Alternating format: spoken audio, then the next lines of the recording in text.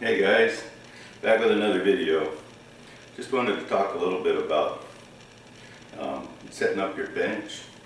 And first thing I always look at is, for whatever reason, I don't know why, manufacturers of these bolts can tell you why, but they always put a really stiff spring in here. So you've just got done turning your case necks, fire forming your brass, and you open the bolt and that thing goes flying all the way across the room and hits and bounces on the concrete, dents the neck all up, messes up your brand new fireform case. So this is what I did to fix it. I put a heck of a lot lighter spring inside my bolt so they just fall out right on the table.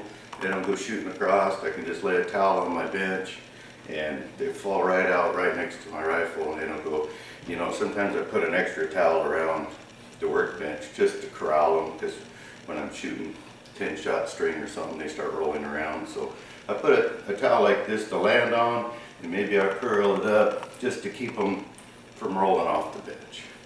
But I can show you how I do that, and I'm not sure why, but this particular step of taking out your ejector spring seems to have a lot of people intimidated or nervous or scared that they're somehow going to mess up their bolt. But you know, you have to learn how to do that. Well, you don't have to, but you should learn how to do this simple step. It'll help you when you're finding your touch point every time you shoot, you know, a match. You want to come home and set up your, you know, your touch point for the next session and all that kind of stuff. You have to be able to take that little ejector out and the ejector spring. And so hopefully I can zoom in and show you how to do that. So try to get the camera zoomed in and do a close-up for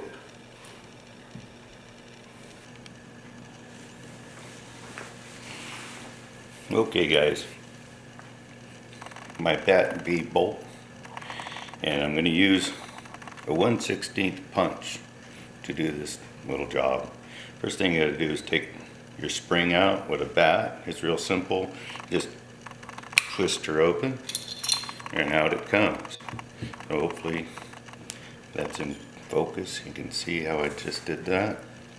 Now to get your ejector spring out, which is right here, there's a little slot. You can see a hole on this side and a hole on this side. There's a pin in there. You just got to drive that little pin out. But we want to make sure you keep your finger over the spring, because if you take that pin out, it's going to go shooting across the room. So make sure you keep your finger on there and just push it right on out, just like that. Hopefully that stayed in focus. Now while I've got this tool in there, it's going to hold this thing in. But as soon as I pull this tool out, it starts coming out. So you keep your finger on there until you can get everything out, just like so. You can take the little spring pin out the rest of the way, and there she is, just like that. So you can see it took me, I don't know, less than a minute to get that all apart, even by talking. So that way you can put your bolt in your rifle and it'll just fall. There'll be no tension on it at all, and you can find your touch point every time. And I showed you how to do that in one of the other videos already. But it's that simple, just to get your bolt apart. I don't know why, but a lot of folks just are intimidated about that little step there. So to put her back together, it's the same thing in reverse. You put the little spring back in. And now you can see on this little pin here, there's a little slot. And that little slot is where this pin rides and holds it, and it gives it the play. So the slot has got to go towards where the pin rides, just like that. So you hold the slot in just like that, hold it in with one finger, and then put the pin back in with the other, and maybe put it down on the bench a little bit and push that pin back in there. You can see I'm not pounding and causing a great deal of havoc. Maybe just a little tap with a rubber mallet. That's what I use. I have my rubber mallet here, and sometimes just a little tap. You can see now that it's already in, it's holding so I can let go to finish the rest of the process of barely tapping it in the rest of the way. And that's it. Little tiny tap and it's in. Just that simple. So hopefully that was in focus for you all to see. My dog wants to bark because I made a little noise. And then put your bolt back in, twist it over, and there she is.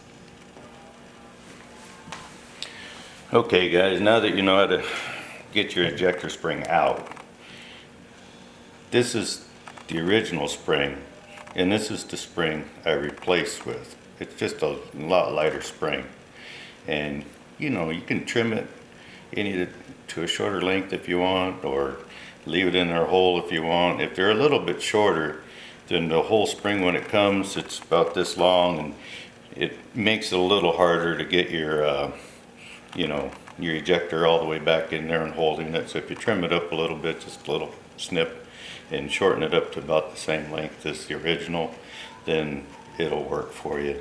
And these are, I don't know, really cheap springs. I think I ordered them off Amazon. Century Spring Corp, and the size is 1/8 by 1 3/8 by 14 thousandths. So that's what I ordered, that's what I put in there.